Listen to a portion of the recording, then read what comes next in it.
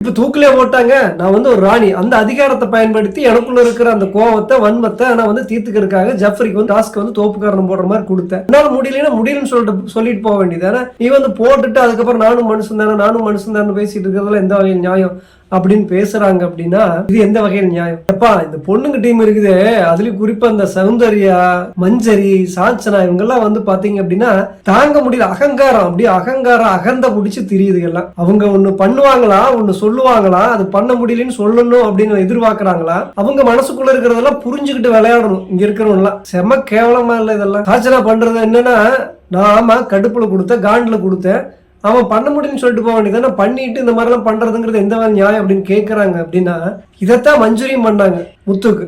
அவன் பண்ண முடியும் அப்படின்னு நினைச்சு கொடுத்தான்னு ஒரு தடவை பேசுறாங்க.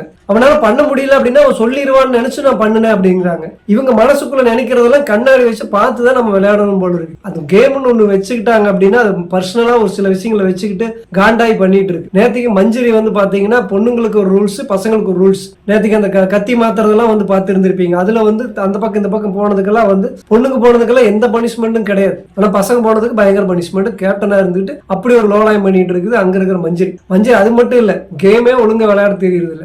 கேப்டனுக்கு வந்து 3 பட்டன் வந்து கொடுத்தாங்க பாத்தீங்களா. அதுல வந்து ஒரு பட்டன் கழட்டுறது வந்து முத்து ஒரு பாயிண்ட் கொடுத்து பண்ணாப்ல. அதுல வந்து சாச்சனாவும் அதே மாதிரி ஒரு பாயிண்ட் கழட்டுறதுக்கு ஒரு பாயிண்ட் சொல்லுவாங்க.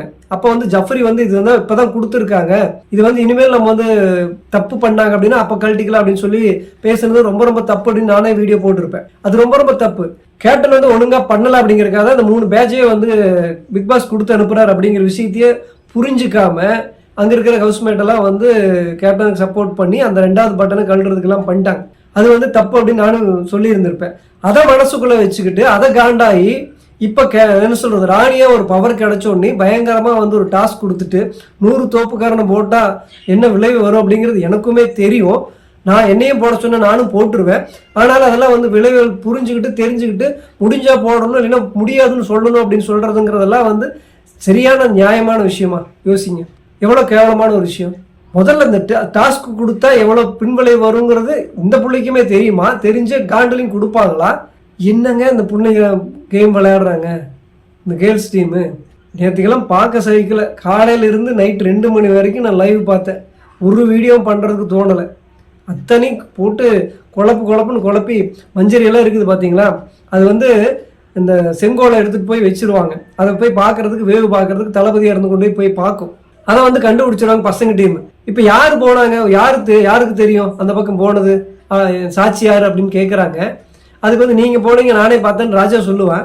ஆமா நான் போனேன், என்னுடைய கம்மல் அங்க விழுந்துருச்சு, அதை எடுக்கிறதுக்கு போனேன், யாரு அப்படின்னு மஞ்சரி சொல்றாங்க. அப்ப கொஞ்ச நேரத்துல வந்து நான்லாம் போகவே இல்லை, யார் பார்த்தது அப்படின்னு பேசுறாங்க.